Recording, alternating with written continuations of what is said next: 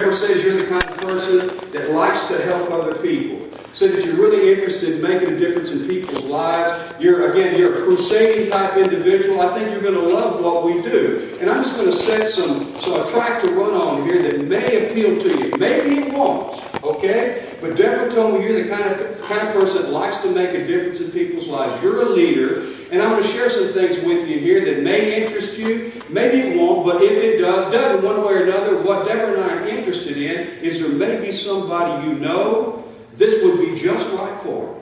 Okay? So I want you to understand what Deborah and I are doing, because again, there may be somebody you think that would fit in perfectly with what we're doing. And I get into a lot more of that. I mean, it's hard to get into a training here in 30 minutes or 45 minutes. We could go on and on and on about 40 years of experience that we've done in this business for a long time.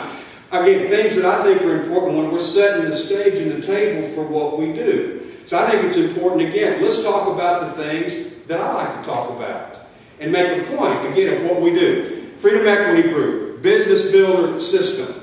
So when I'm talking to somebody about getting started about what we do, I just kind of start there. You probably hadn't heard of who we are, but we're a business opportunity worth its weight in gold. And see, Deborah told me that y'all are the kind of folks, again, that want to make a difference in people's lives. So I'm going to go through a few things here that her and I are excited about. And either this may be something, again, that you can get excited about, or there's somebody you know that it would excite. Okay? So anyway, I like to use this part right here myself. In America, the dream in America is under siege. This little guy right here, will his life be better than his father or his grandfather? So I want to stimulate some thought in people's mind. And I'll go through some of these things as we talk about unemployment. You don't see this. So I don't want to dwell a lot on all of this, but I want to give kind of the track that I run on when I sit down with somebody. The dream in America is under siege. The American way, as we've known it, is under siege. So I kind of start right here with this. America's got a problem. We've got a problem. Now, are we going to do something about it or just complain about it? See, a lot of folks out there that we talk to, they're more interested in just complaining than they are about trying to do something to make a difference or come up with a solution. We've got a solution. And so I'm going to go through these things. I want to open up, again, these things that I want to talk about. So right there, America, again, under siege. And go through these things. All on our presentation. If you want to do this, again, off of your computer on a PowerPoint, every bit of it we've got available to you. First, let me ask this why I'm at this point. Deborah, have you been able to get them set up on the back office yet? I know that was part of what you were wanting to do, is get everybody situated where they've got access to this stuff. Everyone has their code numbers. So everybody's got code numbers. Everybody has access to your back office. So everything I'm talking about here and more is available on the back office. And if you've got problems with any of that, you're certainly, again, plenty of help here to be able to. Yes, ma'am. Do you have more of the thumb drives? I didn't bring another one. I do have it in my office, but I don't have another one with me. Roy brought his, didn't he? Okay. Yeah, no. They have some to get out Thursday. Yes, we can get that. Okay. So I just want to make sure, again, before I got off too far here, that everybody had solved the problem that we had yesterday, the day before, that y'all hadn't been able to get the information that you needed. Are you having any particular problem accessing any of that?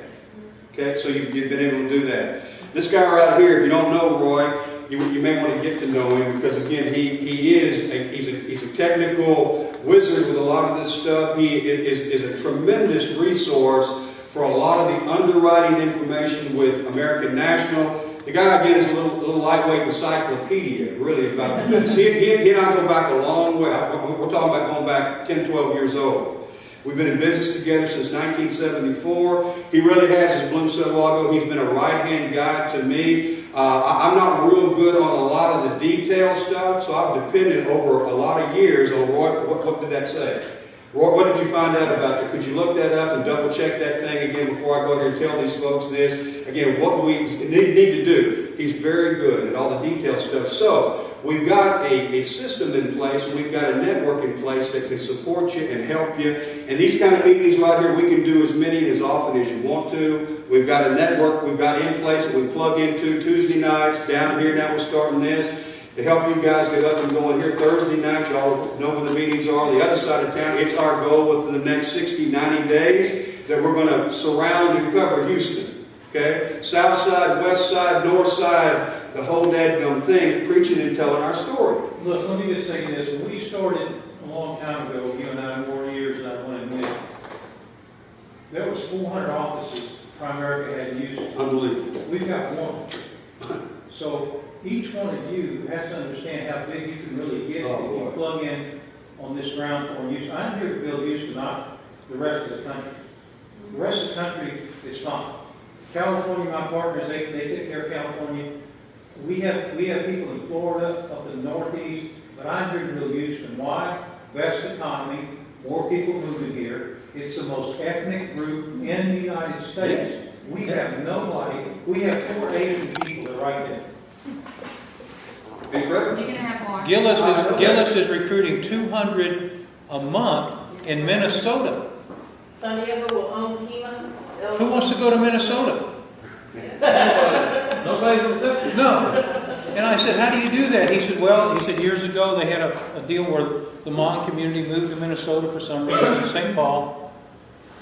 But my point is this. You know, you can come, Xuan Nguyen was a Vietnamese guy, community organizer. Now he makes $3-4 million a month.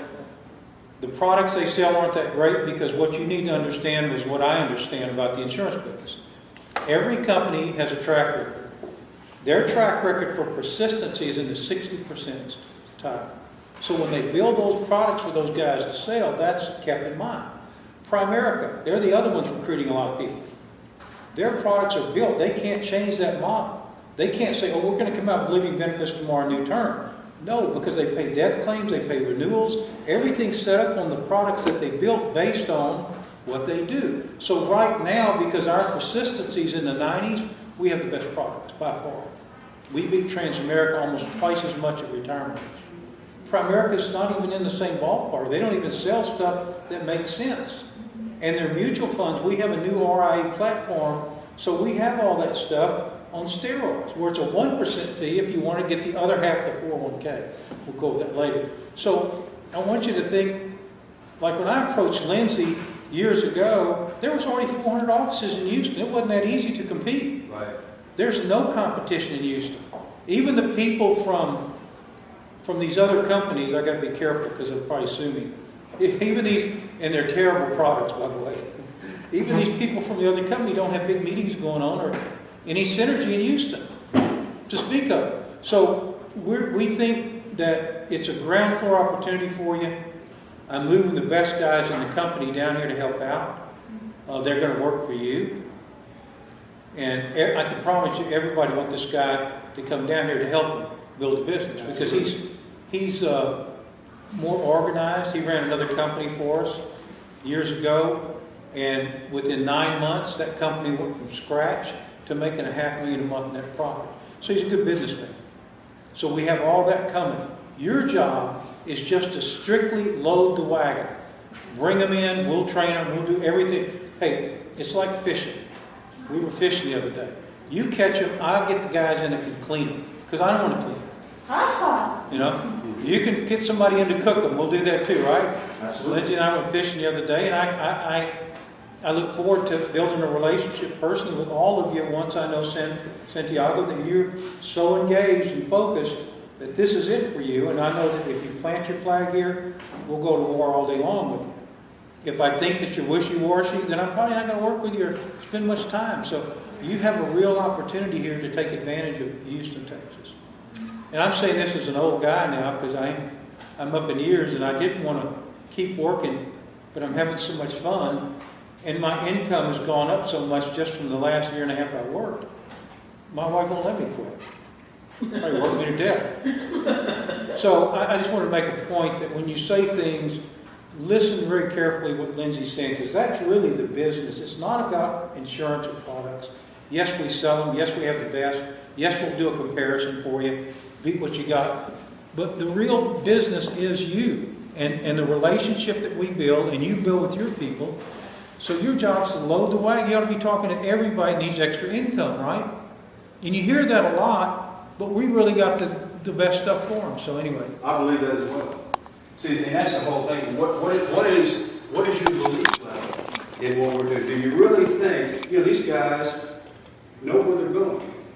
These guys really do have something different that sets them apart from everybody else that's out there. See, one of the most exciting things about what Bloom had to say, and every bit of it again was absolutely true, and I believe it 110%.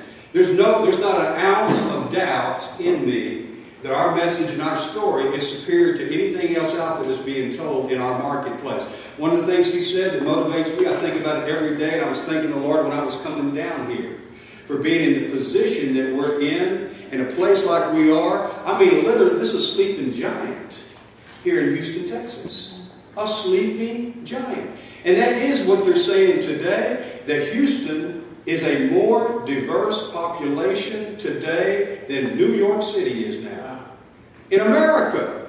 And here we are, opportunity. Like when I started in the business with Bloom in 1984, was when he recruited me into the business. They already had 400 offices, just like what he said. And the success we had from 1984 to the point that I left A.O. Williams, which was in the early 90s, okay, the momentum that we created as a team was the biggest thing going at that time in the Houston area. We rode the wave of the momentum that he created back when we got started with this thing. So he made it easy for us to be able to move forward and to have success as part of his team, and the same thing is happening here. So when he and I got together a few months back, and he said, I'm coming back to Houston. If you'll get back involved, here's what we're doing, living benefits. And I was familiar with, and had written a lot of critical illness insurance because I believed in that. Man, I mean, everybody is subject to having a heart attack or a stroke or cancer. When I started in the industry, and I'm kind of throwing some things out here that I'm passionate about when I'm visiting with people, Deborah asked me and said, kind of share with them your presentation. Share with them what it is that you do. And again, the beautiful part about being in business for ourselves is we can do it the way that we want to. I'm real big on trying to get somebody to understand, find in what we're doing what you're passionate about. Is it living benefits? Is it tax-free income? Is it being in business for yourself? And what is it that really excites you? Because I'm telling you, what you get excited about, the people that you interact with, that's what they're going to get excited about for the most part. And you show them the things that are available. And so for most people, and I'll tell them up front, if you can't get excited about what we're doing, you need to find something that you can get excited about.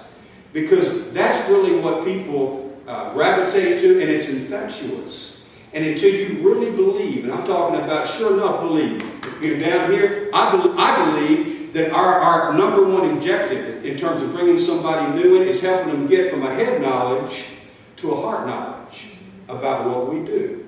To get away from so much of the logic and get to what we're, again, where people can get passionate about what we're doing. Going from logic, again, to just the emotional part of living benefits, of tax-free income, of being in business for yourself. Nobody putting the squeeze on you. You can call your own shots. You can be the head coach. You can do what you want to do. One of the things that Bloom has done is given a lot of us, like we talk, the freedom to be who we are in the business. Now, we've got a track to run on, but it's not one that, that is a rut, that if you get out of the rut, you're out of the club, so to speak. You can do what you basically feel like is something that you like to do. So anyway, back to when I'm working with somebody new, and it's normally new people that I'm trying to get involved in the business. Most insurance agents, and I spend time with the ones I think are the right ones, that can make the transition into what we're doing to become a mentor in our business. See, a lot of the typical insurance guys don't get at all what we do. Well, I can get a higher contract. Yeah, if you're going to just be a lone soldier out there and do it by yourself, yeah, there's higher contracts. But there's not a higher contract if you understand generational overrides and being able to build a team. You start stacking those downline overrides and commissions, now we're talking about a substantially larger compensation than what you can just get individually. And see, as you start getting a little older, like some of us are here, you start really thinking about the fact, well, what about you get down the road, you get sick, and you can't work like you used to work. You think you can outproduce a team? Most people can't. You may be a great producer, but at some point in time, a team's going to outproduce what you're capable of doing. Or you get to the point that you don't have the energy you used to have. Or again, you get a little bit older, you don't have the drive.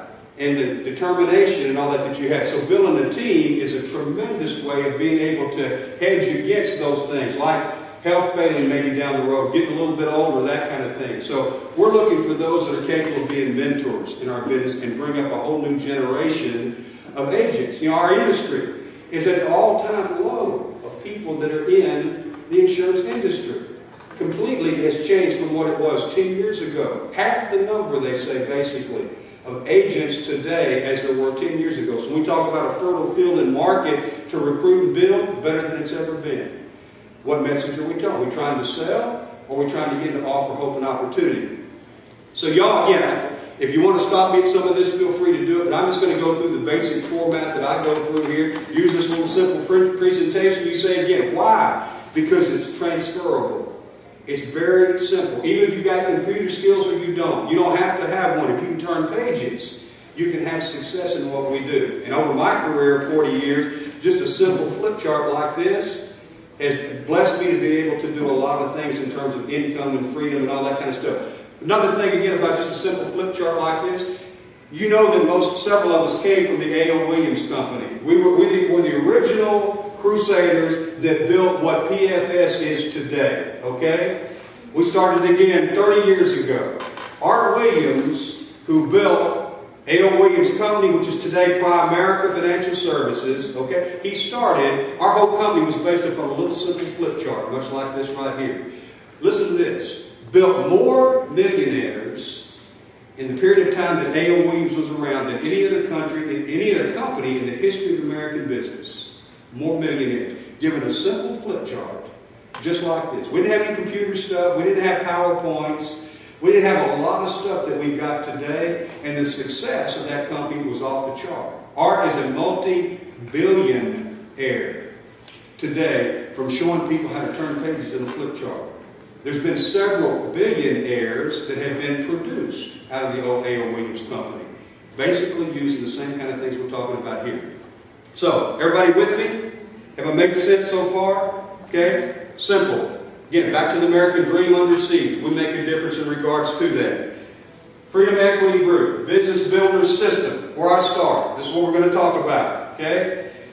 There's over a 60% chance, if I'm giving a presentation to y'all, this is what you're going to see. Over a 60% chance you'll suffer a critical illness by age 65. Just like we use in the presentation we're going to use tonight for the new ones that come here. Every year, over 6 million Americans suffer a heart attack, stroke, or cancer. I'm setting again a mindset. This is where we're going. America's got a problem. Again, the American dream under siege. One of the reasons is this kind of thing right here. Okay? There's over a 60% chance you'll suffer a critical illness by age 65. And it goes through some of the information there. Use as much of it as you want to. I like, again, to show bankruptcies. Over 2/3 of all bankruptcies in the United States are due to medical expenses. And then I'll use the information that we've got that's available to us again. Average person that has a heart attack or stroke, 42 years old. See, most people are staggered by that, but it's true. Where'd you get that information? Cancer Society, Heart Association. We didn't make it up. We're just reporting it. Got all of that in our back office and some to support all that. But people are not aware of that. Then I like to say, when we're talking about this bankruptcy thing here, do you realize, or do you know what the average age of the people that file bankruptcy for the first time? Do you know what their age is? 43. See, most folks go, are you sure about that? Absolutely sure about that. Isn't that weird? People, again, heart attack, stroke, or cancer, 42. Average age that file bankruptcy, 43. What a correlation. Why do you think that is? And it gives us the story to explain. Not because they didn't have health insurance. This is said right here. Approximately 80% had health insurance at the start of the bankrupting illness. So statistics show that critical illnesses are striking more Americans every year. An American is diagnosed with cancer every 9.3 seconds. See, I've learned over the years to tell stories. People love a story. So I like to say, when he and I started in the insurance industry in 1974, we were 21 years old. Okay? We started together.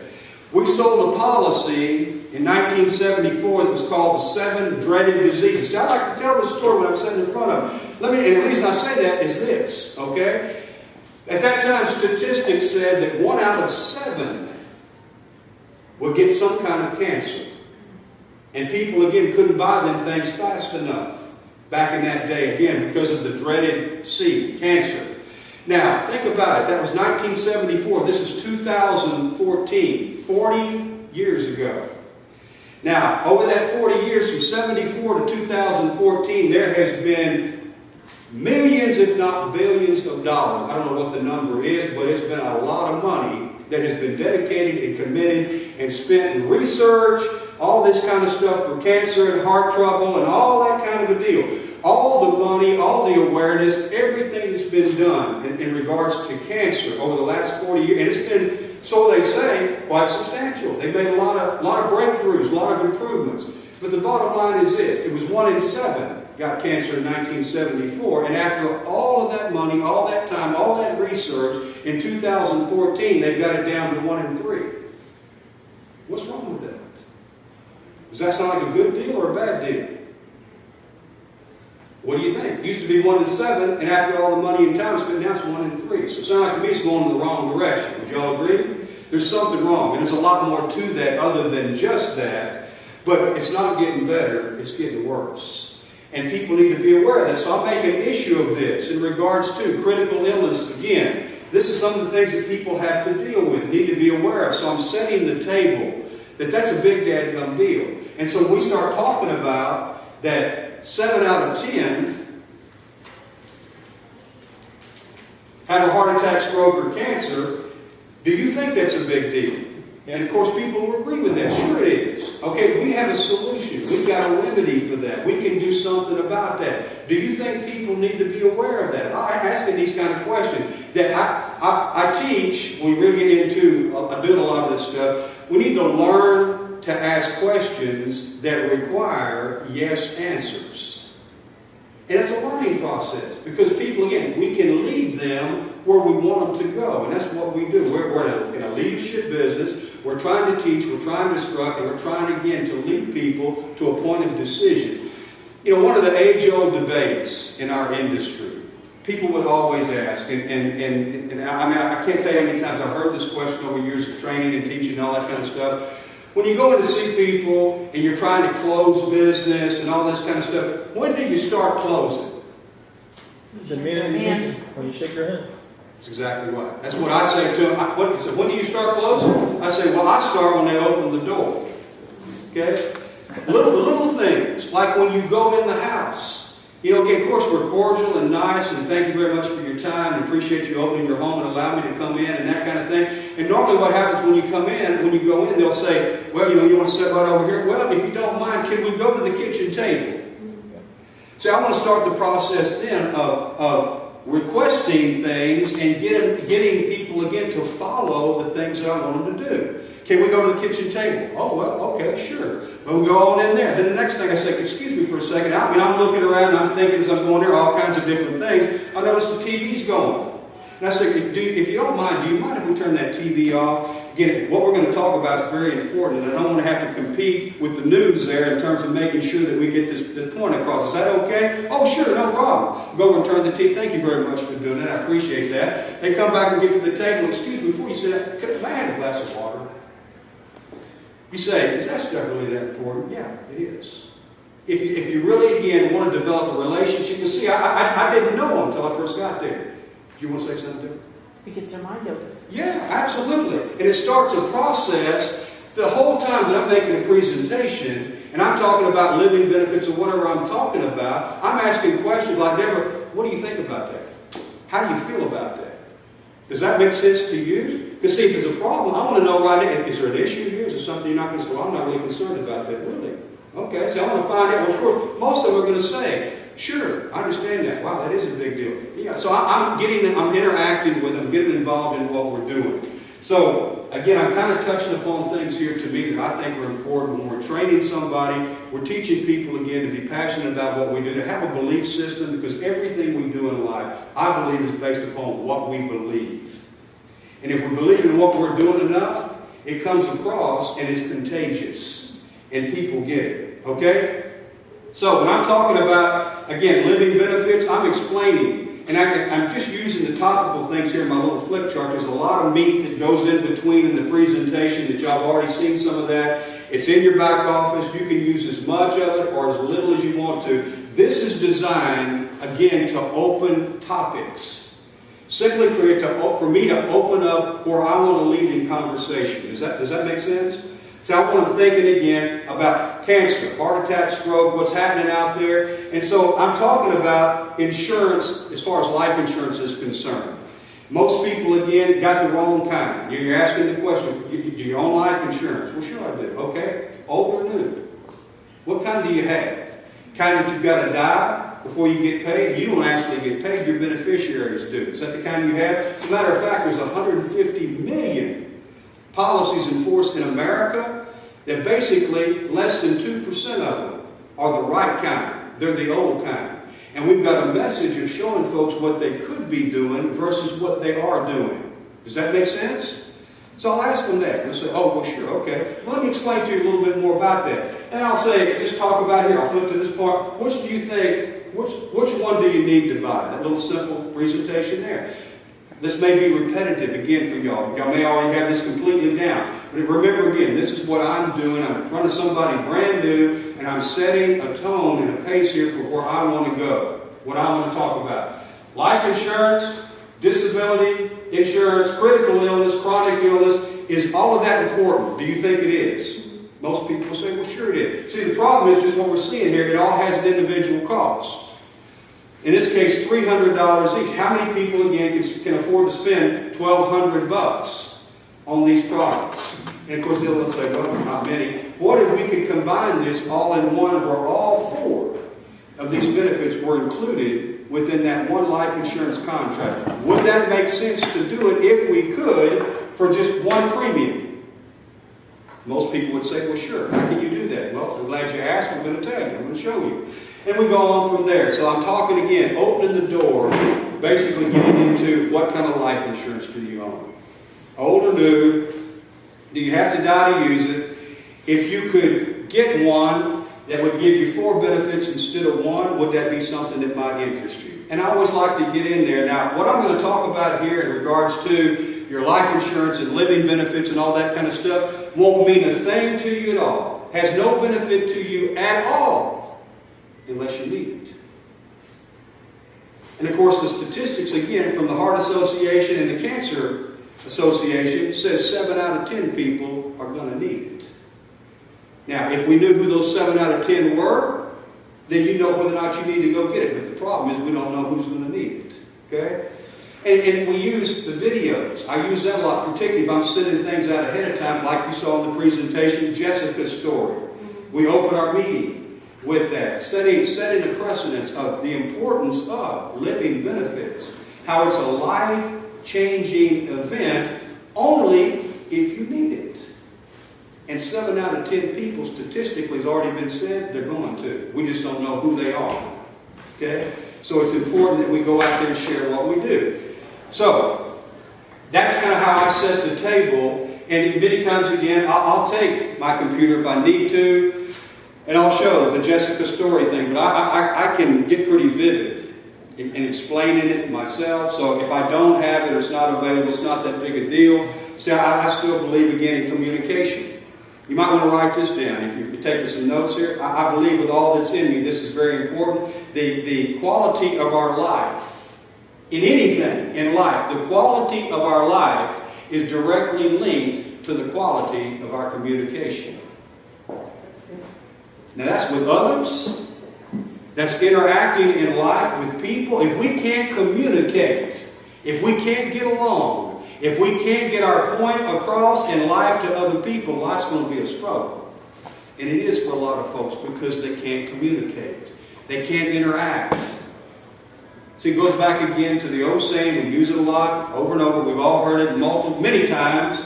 People don't care what we know until they know that we care.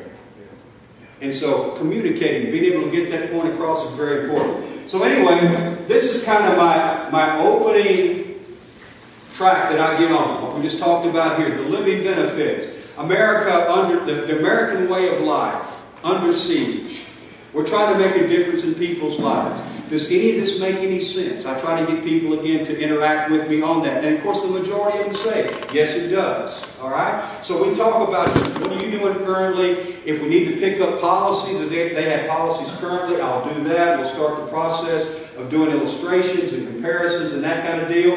But as soon as I make my point on critical illness and the fact that most people that have life insurance have the wrong kind, as soon as I got that point across, I've gotten some affirmation from them that, hey, I agree, that sounds like something, again, everybody needs to hear and understand. Then the next thing I want to do is I want to get to the other side of the coin and start talking about retirement. Okay? So at the point that I feel like that it's time to make that transition from living, that's where I start. Everyone I'm working with and have worked with, I'm encouraging to start there because it's the least offensive for people and the ones that they'll respond a lot quicker when you're talking about living benefits and all of a sudden you jump right in their face. You have a 401k? How much money do you have in your 401k? See, they don't know me. They don't know who I am a lot of times. Or they're very defensive and protective, even if they do know you, to get into, well, I don't know if I want to let you know how much money I got in my 401k or not. See, it may take a little time to warm them up some to where you can ask those questions and get into that. They're not as defensive or as protective about what kind of life insurance they got. And most of them have term insurance. Most of them do. We know that. Think about this a second. We were a fishing guy. Took us fishing. $2 million in 401k. Unbelievable. Doesn't have a clue how it works. I'm going fishing. Doesn't even know what a fee is. Not a clue. Wow.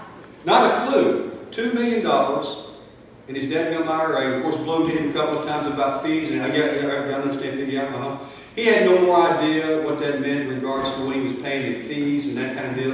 Had no idea. But see, again, immediately can you go now? Bloom, because he's got a relationship with him, could have again hit him a lot harder than he did. Because really, all he did was just open the door for us to go back. I mean, he's got several trips booked with him and all that kind of deal. And they all know who he is, and so that's going to be again something we can follow up with. Bloom opened the door with that, but people got no clue. And you're talking about a guy sitting there again with $2 million with Edward Jones. Okay, and we found this out again, fishing with this guy, with Edward Jones.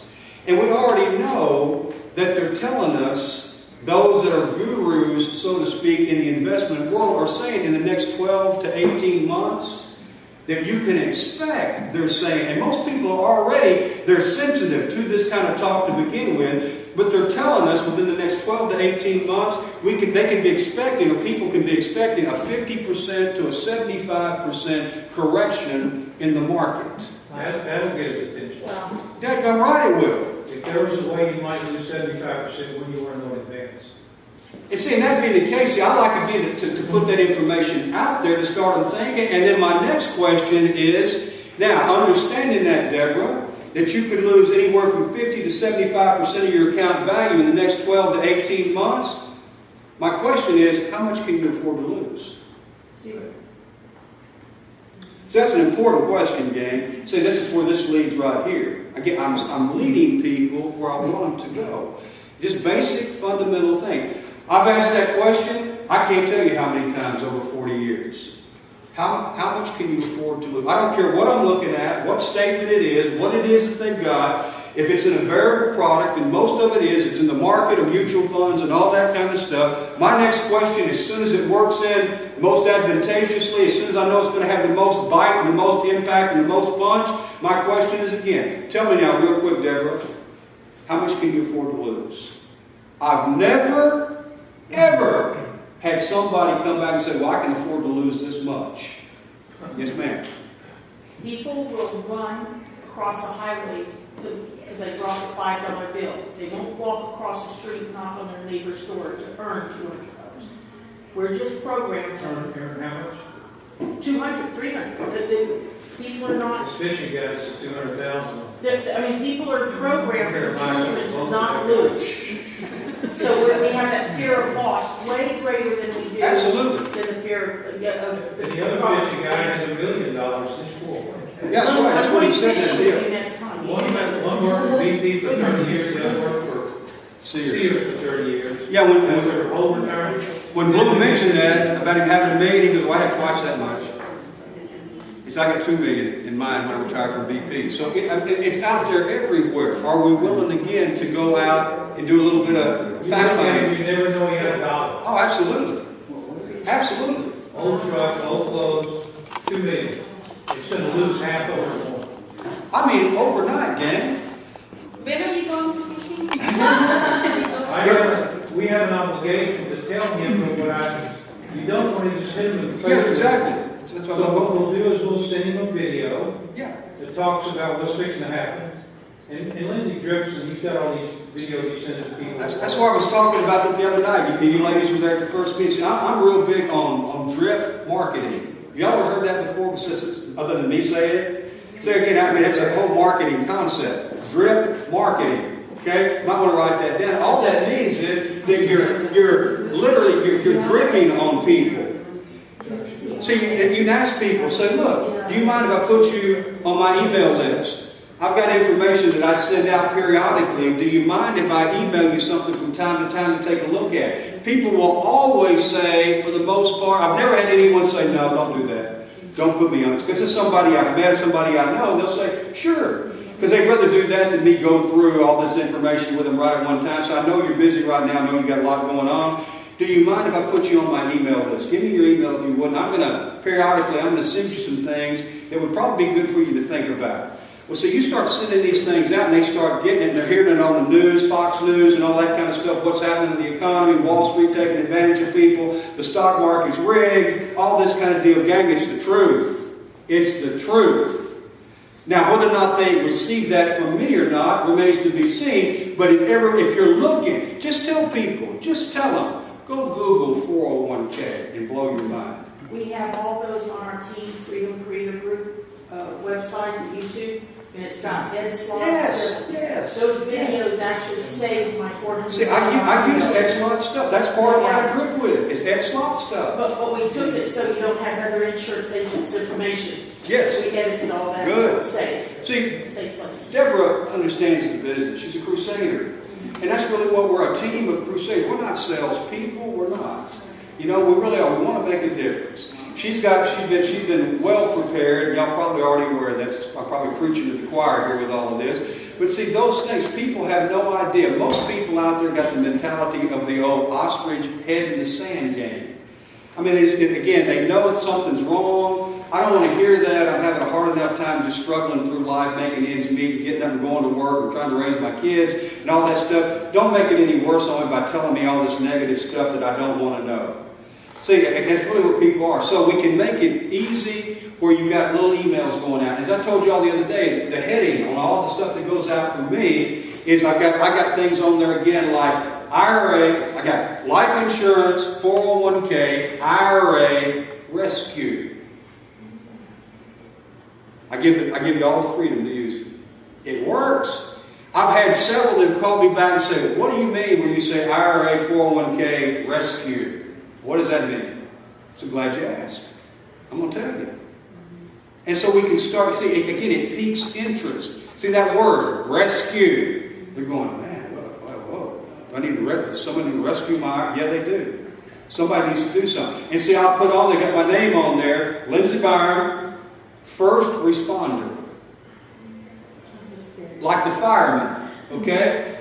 Like the people, again, the EMTs or whatever that come in, you know, again, the firemen at the Twin Towers thing, 9/11. See, a lot of those words, we heard a lot of that kind of stuff. Well, we're first responders if we really get it in what we're doing. We're first responders in what we're doing here. Who else is telling that story? I'll tell people, bless you. I'll tell people and let them know up front. We're think out of the box kind of people, okay? What I'm going to share with you, you're not going to hear from your CPA, your attorney, the typical insurance agent, your stockbroker, your banker. You're not going to hear this kind of information from them. But I'm going to give you some information that if you'll take it and listen to it and do some homework on your own, you're going to see what a difference it could make in your life. So, again, I'm dripping on these people. So, again, I'm encouraging y'all with that on the average, about every 3 to 4 weeks, I'm sending out another article. Right now, there's 56 people on my drip list. I've had so far 4 pieces of business that I've written in the last 4 months off of that drip list. One of them was a $600,000 401k that I moved. Commissions on that thing were about $40,000. Oh. One deal. Let's see, how are you creating that list? People that that interact with in church. People again that are friends of my Captains family. of the boat, the waiters? Yeah, it's just that's exactly what we do. This guy right here got his card when I left. Said I'm going to put you on an email list. We're going to send you out some information. Want you to take a look at it when we get back together. See again what you liked about what it was that you saw.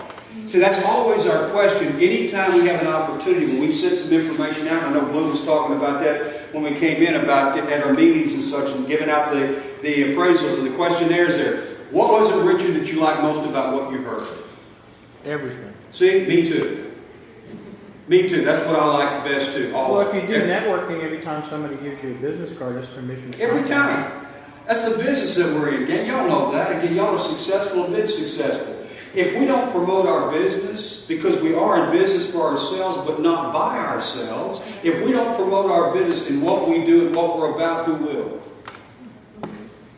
But see, it's just learning little simple things, like what we're talking about. Like Richard just said. Life is about networking. It's about relationships. Like we talk about, it's about communication. It's about interacting with people. So, finding things that can strike nerves. Deborah mentioned something a while ago that was very profound. When she talked about, again, the fear, the power of fear of loss. It's the second greatest emotion in all of life. Think about that. See, I've learned over the years, I want to strike nerves on people that move them emotionally. There's only so much of the actual content of logic that makes the difference in any kind of a sales situation. What really moves people are the emotional sides of things. Number one, on the lip, fear of loss. So that's why it's so important to ask the questions. And I use a remark like we talk about here in the living benefits. I get it in real quick. This is not going to make any difference to you at all unless you need it. Now it makes all the difference in the world. And I'll tell my story even about my brother. And y'all heard me tell it the other night. You know, he's 16 months younger than I am. Last year had 2 heart attacks and 2 strokes in the same year. Was with 0 income for 18 months. How did he live? Through our family helping him and friends at our church and that kind of stuff. Helping him along till he finally got, after 18 months, he got disability with the government. Finally qualified after 18 months, 2 heart attacks, 2 strokes, couldn't work, all that. It took that long for him to get a whopping $1,100 a month. So he's living it up on $1,100 a month. How much difference would it have made if he'd have had $200,000 or $300,000 to access in his life insurance policy? Didn't have it. Wasn't available. But now it is. So again, I like to use the term, again, for those of y'all who think it fits, it works very good when you say this is not going to make any difference to you at all unless you need it. See, when you're sharing that with people, that strikes a nerve with them. Again, that's kind of, again, touching that fear. Man, you know, what he had to say there did make some sense. And he said 7 out of 10 people by age 65 have already had a heart attack, stroke, or cancer. We were at George Clinton's office last Thursday night. Y'all remember that? Y'all remember George? Okay? And I said, George, how old were you when you had your heart attack? We've been together for over 30 years as well. This was a marathon runner. Great shape, all that kind of deal. Had a heart attack at 42. Had a heart attack at 42 years old. And ended up, was living at the time he had the heart attack, living in a $350,000 home. Within 6 months was living in a home that was condemned. Why? Because he lost his income. See, George has always been a high-income earner. But how much money can you make when you can't work? Unless you have a team. Think about that. That's what we're talking about here. See, it strikes a nerve in people. Wow, how did George Clinton? Now, they may not know George, but there's all kinds of George Clintons out there that it happens to every day. So go back again to why people file bankruptcy. Not because they didn't have health insurance, they lost their income. So I like to use the term that what we offer as part of our life insurance program is income replacement. We protect your income. Does it make sense to do that if you can? And especially for no more money, it just becomes part of your life insurance. Why would you want to do that? Only makes a difference. I had a bad boating accident going fishing. I know 11 you told me months that. bedridden. Exactly. No income. That happens every day. That's why I get most bankruptcies, for that reason right there. Look around, all around. See, I always try to challenge people and encourage them, and again, everybody in the room, think about this. Okay, we live amongst people, we have relationships, we deal with people, all that kind of deal. How many people in your own sphere of influence do you know has had a heart attack, stroke, or cancer? And we don't have to talk about them, sure. We don't have to talk about the others. Lou Gehrig disease, renal failure, all that kind of stuff is part of the critical and chronic illnesses. Just heart attack, stroke, or cancer, the big three. How many do you know? Unbelievable. Just had a friend of mine, a very close friend of mine, 54 years old, massive heart attack, gone 2 weeks ago. 54. Left 2 little girls, wife. She's struggling now, trying to pull it all together. He took care of all the bills and all the passwords and on the computer and the bank accounts and all that kind of deal. She's struggling big time now, just trying to put the pieces back together because all of a sudden he come up missing. Didn't plan on it, but he's gone. 54. It happens every day. So just that long, do a little reflection in the people that you know. And when you're dealing with people that you know, that you may have others that you know in common, challenge them with some of the people that we know commonly that have experienced that and gone through that.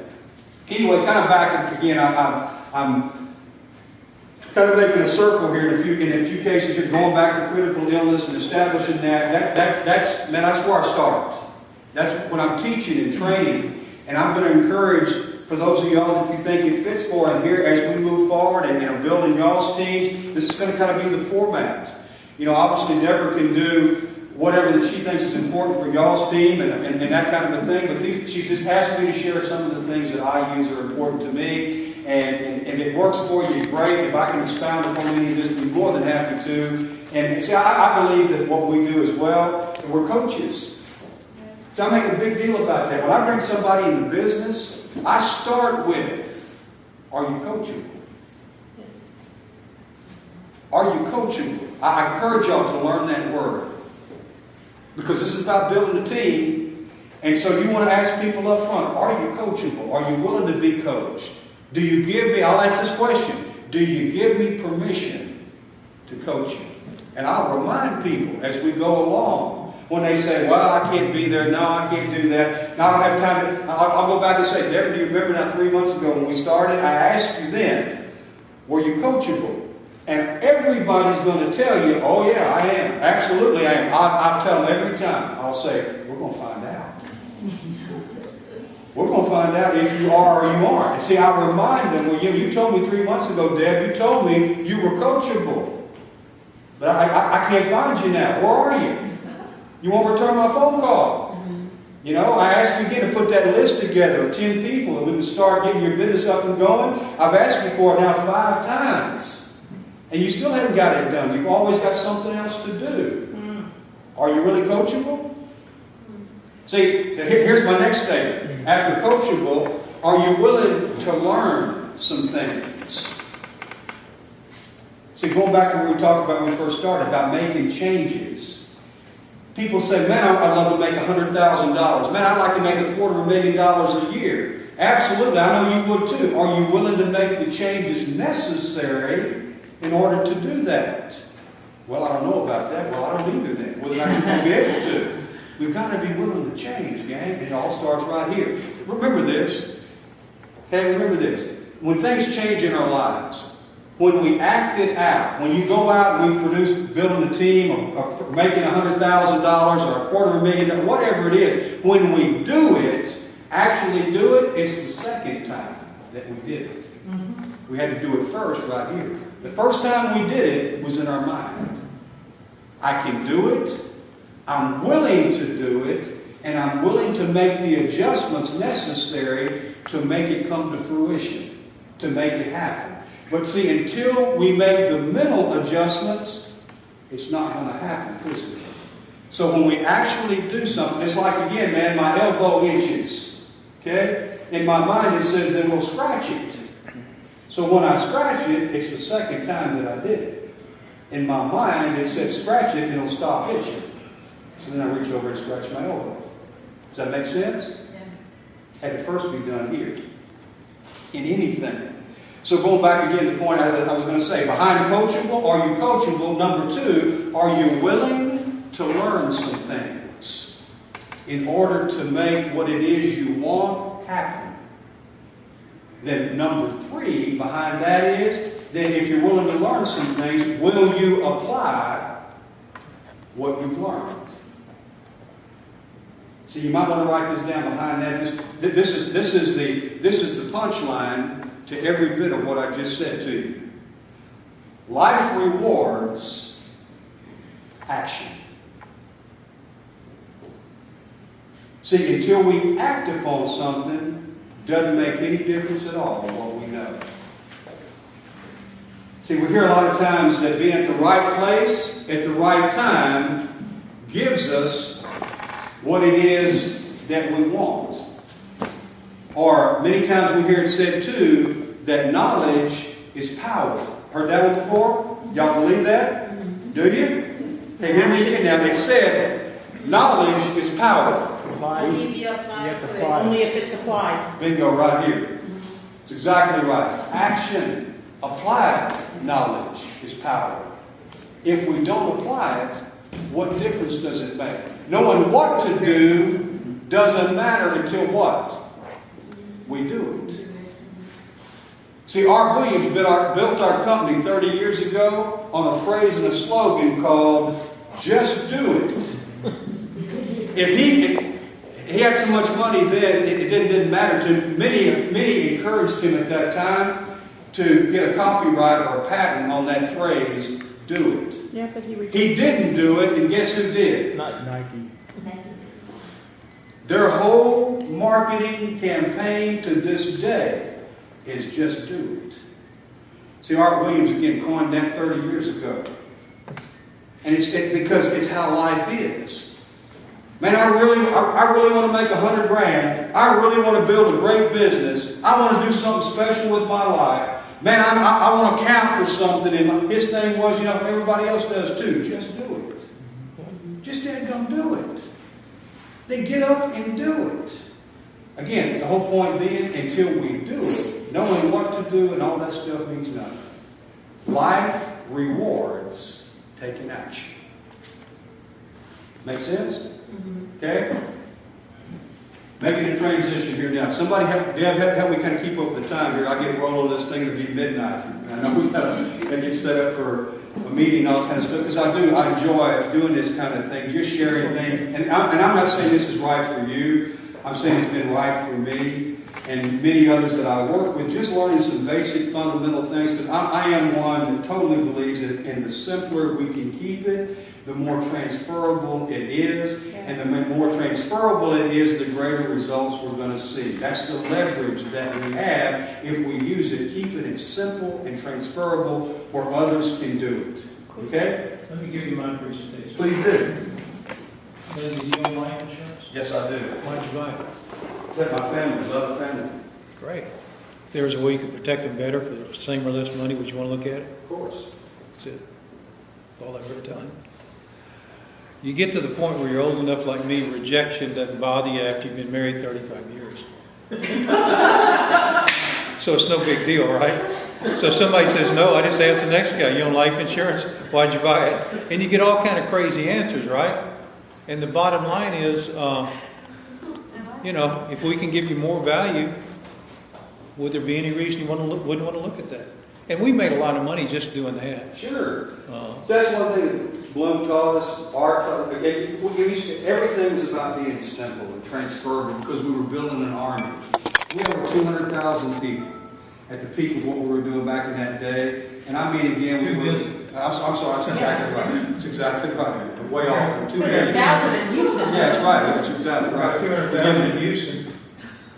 Yeah. Should. Think about that. And so again, being able to move that kind of numbers of people, the simpler that we kept it, the better off it was, because again, it made it very transferable, where we can build an army. We want to do the same thing here. We don't want it to be complicated. We want to touch again the heartstrings of people.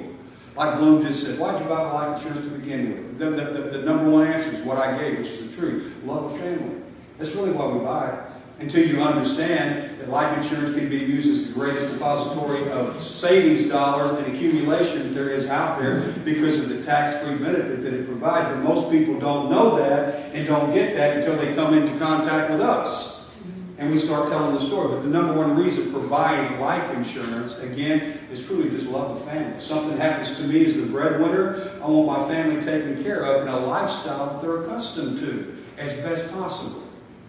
So, again, we play upon that. So far what I've said, are there any questions before I kind of shift the gear and go to part 2 here?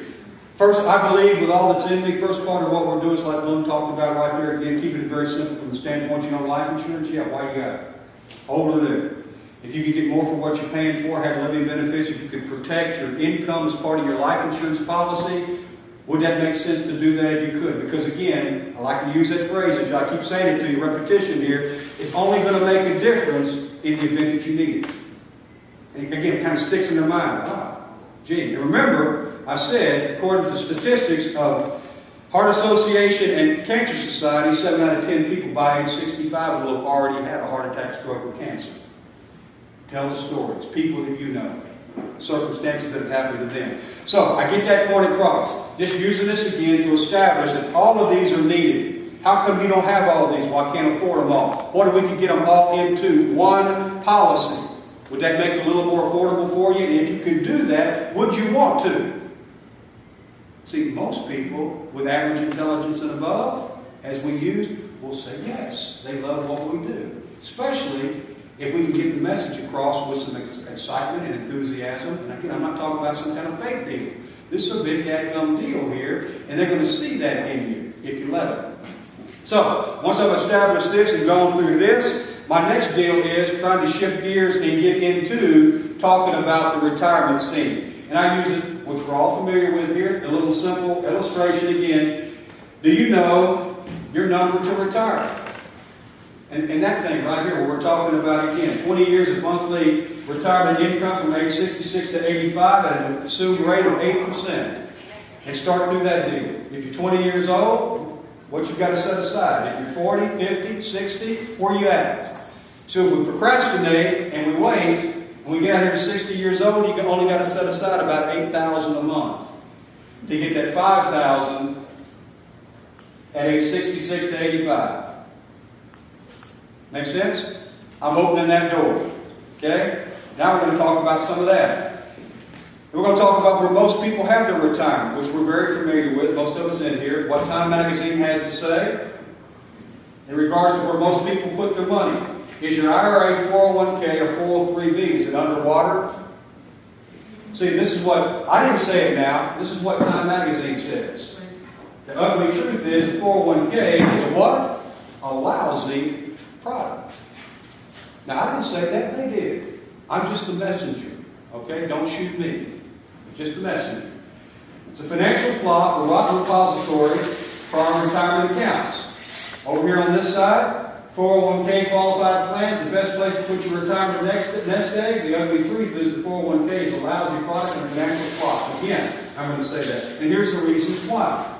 High fees. And we start that deal. Do you understand what that means? So the fishing guy said, yeah, he did. He didn't have a clue. But that he thinks he does. As most people go, oh, well, sure, mine's only 1%. Really? Really? The average out there, they say, is 2.9, but yours is 1. Are you sure about that? Well, I think I am. You better be real sure, because that's costing you a lot of money in regards to what you're going to have in retirement. So again, number one thing, high fees. So I'm addressing this, I'm sitting there talking to them. Number two, high taxes. Okay? We're going to talk more about that in just a second. But do you believe right now what taxes are? Do you think they're high? I do too. But you know what? They're going to get higher. Do you believe that? We're going to talk a little bit more of that here in just a second as well. And number 3 is high risk. Money in these areas right here, again, they're saying again, high risk. If you can eliminate, maybe even completely eliminate the risk to your retirement account, is that something you might be interested in? See, again, asking questions that require yes answer. Who's going to say no if I can eliminate the risk and be benefit? Who would say, no, I don't want to do that? Important factor. So I like to start when I get right there. I like to ask people, let me ask you a question, Deborah. This retirement account, how long have you been contributing to it? Average, I found out over the years, average that you're going to talk to the people out there, again, about 20 years, 15 to 20 years. Some out there, again, some of the old ones, been putting money into it for 30 years, 35 years, that kind of a deal. So my next question is, let me ask you a question. Is your account insured? They'll say, what? That's only what they say. You say, so far, they never heard that before. Is your retirement account, is it insured? Well, I don't know. That's the common answer you're going to get. I don't know. Hey, let's go ahead. It's getting close to 6:30. People will start coming. Wow. Great, Lindsay, thank you so much. That was great. Yeah, I get on a roll here, and I apologize again if I